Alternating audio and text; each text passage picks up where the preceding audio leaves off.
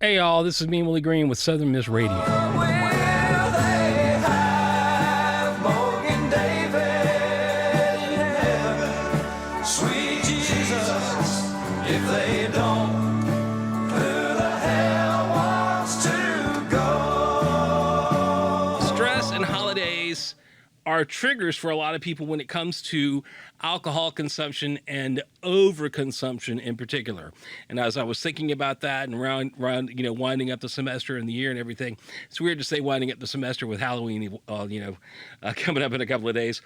But at any rate, it is on the downhill slope. So I figured I would talk to one of our researchers here on campus, Dr. Mike Madson, who I've got on the phone.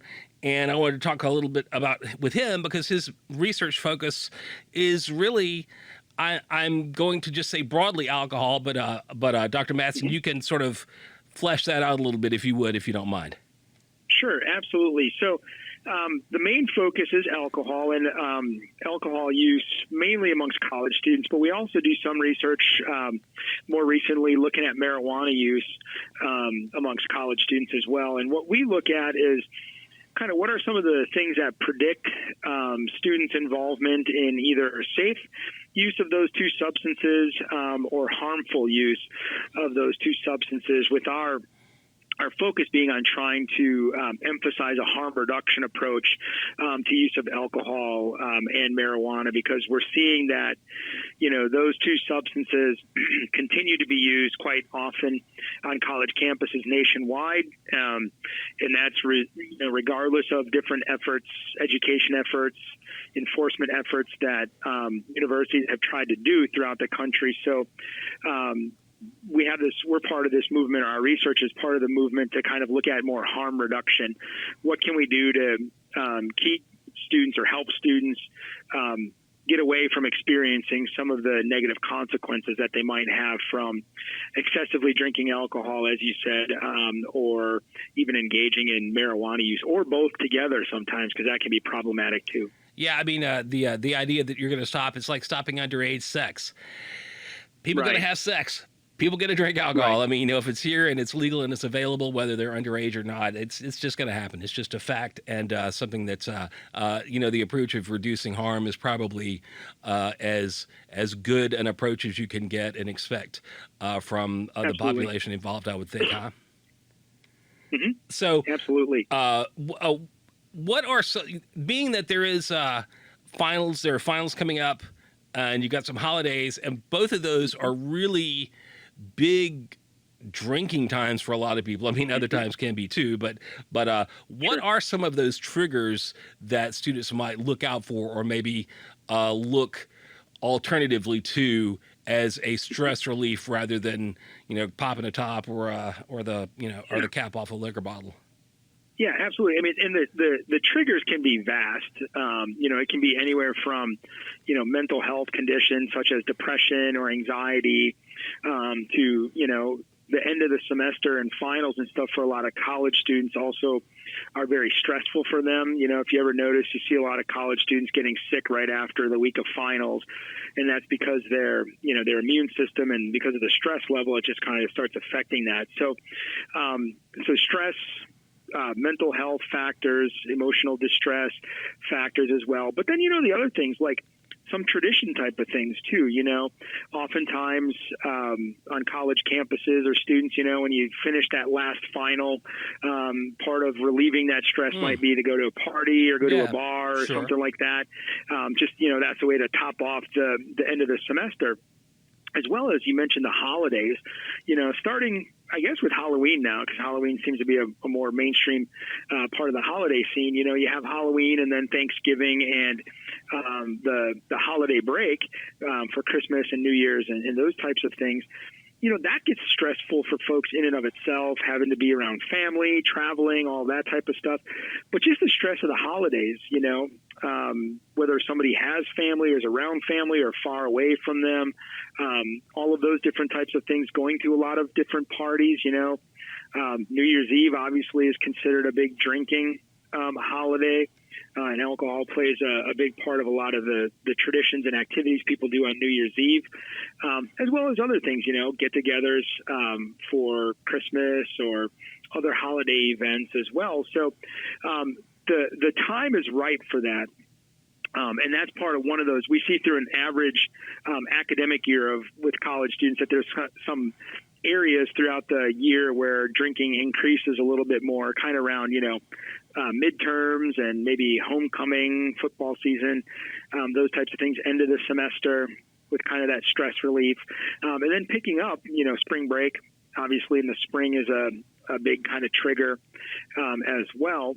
And around here, maybe not in other parts of the country, but around here, Mardi Gras kind of fits into that as well, because that's a big tradition. So some things people can do, I think, you don't necessarily have to completely cut out the alcohol use if you want to, but, there's some things that people can do to kind of moderate the use, such as, switching an alcoholic and a non-alcoholic drink. Say you go to a party, a holiday party, and, you have a beer or something, and maybe, offset that with a soda or a glass of water or something like that. That helps to mitigate how quick someone might get drunk. And other things too, learning kind of positive, healthy stress relief activities, exercising, finding something that you're interested in, music or those types of things, or just learning some different ways to manage your stress outside of alcohol can be very valuable as well. And just understanding what the stressful triggers are for you, I think, can be very valuable in and of itself. Is it finals week? Is it, having to go to grandma's house for the holidays or something like this? But, there's a lot of different things. Whatever somebody's into, you can find something that has a kind of a positive, healthy kind of way of coping that doesn't necessarily have to involve alcohol. But when you do use alcohol, if people choose to do that, there's a lot of different things that people can do to kind of reduce the risk. Obviously, don't drink and drive, right? That's an extremely important one. Yeah, have a buddy. Right, exactly. And in this day and age, man, with Uber and Lyft and all those types of things, it's really kind of inexcusable, actually, to involve yourself in drinking and driving. There's now you're just being a buzzkill. You're just killing my buzz. I'm just kidding. I'm sorry. Well, I mean, you can still go out, but just get an Uber or something. Sure. Those are readily available for folks these days to try and offset that, so you don't have to drive to a bar or a location or a party or something like that. And I'm in Hattiesburg. I'm quite amazed at how many Ubers and Lyfts we actually have in this town compared to the size of it. So that's kind of nice, and that's going to only continue to grow as well. But there's other things that people can do too. With college students, there's a lot of manner or how students are drinking that can be problematic for them. Drinking games, chugging beers, competitions, those types of things. That can be all fun and part of the college experience, but also recognizing that, that can get you in trouble pretty quick. You're putting a lot of alcohol into your body pretty fast doing those things. So, kind of spreading it out over time, maybe switching, like I said, from an alcoholic to now an alcoholic drink, not drinking in places that you don't know. Yeah. Or with people that you don't know, there that could set you up for exactly. bad things, right? Being in a safe place, going to a place where you don't know people, and the proliferation of rape drugs or other drugs that people could use, and people are just not good. I mean, I wish that they all were, but people just aren't. A lot of them are, but sometimes they just aren't. Yeah.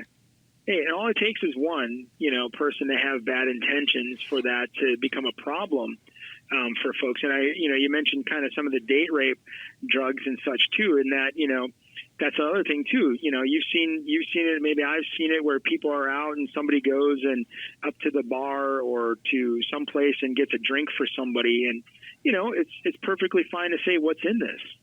Sure. If you're not sure what it is, ask them what's in it. Or just say no. I mean, just say, well, thanks, right, but that too. yeah. Yep. Yeah, if you don't know the people especially that are trying somebody you don't know. Sure, yeah. No, I was going to mention triggers as far as people go, and depression is such a huge one for so many people. The line that you get a lot is, "Well, I drink because I'm lonely, but I'm lonely because I drink," and it's just like, this is a self-feeding prophecy. If you're going to engage in that and drive people away, then maybe you should think about it in a different way. Yeah, absolutely. And what we see with folks that have some of those mental health issues like depression, which, if somebody has some ongoing depression, certainly that can be amplified during the holidays as well, or, the stress at the end of a semester, things like this, that can amplify those depressive symptoms. And, what we see oftentimes with folks that are struggling with some of those things is that we have this kind of theory that we call the self-medication hypothesis, where folks that might be struggling with depression or some other mental health issue might turn to substances to try and cope with that stuff, because it kind of numbs it a little bit, but it doesn't necessarily make it go away. Right. So obviously, one of the big things with depression, you mentioned the kind of isolation is try not to isolate yourself. Try to go out there and to do pleasurable things, to hang out with people, as opposed to just kind of sitting home and drinking, because that's not really going to get you anywhere with the alcohol use or with the depression. Yeah, that's right. And I would think that there are probably some studies that show that it only adds. I mean, as alcohol is a depressant, I could think that it probably only. And then when you get to the repercussions or the consequences from depressive drinking, it can even drive someone even further. I mean, if you're looking at a DUI, or if you're looking at a public drunk, or maybe you've yelled at your family or yelled at your friends or a girlfriend or boyfriend or whatever it is, then the consequences of that drinking just multiplies the depression that started in the first place. Absolutely. And the other thing I like to point out to folks, and we've done some research here too, where we've seen that link between depressive symptoms and hazardous alcohol use. And it's a pretty decent relationship that exists there. But one of the things I always, when I've worked with folks that have had depression and using substances, one of the things I like to educate them about is, by definition, alcohol is a depressant drug. It depresses your symptom, your system, your body. So, it's if you are taking medication maybe to help manage your depression, antidepressant or something, it might mess with the effects of those medications and make you feel even worse, not to mention all those consequences, right? Then it just becomes a vicious cycle. Right. Where you get in arguments with people, you isolate from them, that makes your depression worse, you drink more, and so on and so forth. Sure. Well, cool, man. Thanks for taking some time out to talk to me. I mean, I'm always like to talk to people on campus. People, researchers and doctors on campus doing great research projects and finding out more about this whole thing that we call knowledge. How do we know what we know, and can we know more? Absolutely. And that's I always like exposing people that do those things on campus here, because I think it's really important. Or I wouldn't have done it myself, or I didn't think it was important. So anyway, thanks for taking some time out to call to me, and hope you have a good holiday, and maybe we can talk back in the spring, and maybe we could do this again. Absolutely. All right, cool. Well, there it is. As finals come up and the holidays come up, keep your head, keep your wits about you. Don't do anything crazy, and please use alcohol wisely. It's a great stress reliever, but if that's your crutch, it might be something you should take a look into a little bit further. Anyway, it's me, Willie Green, for Southern Miss Today. Will they have Morgan David in heaven? Sweet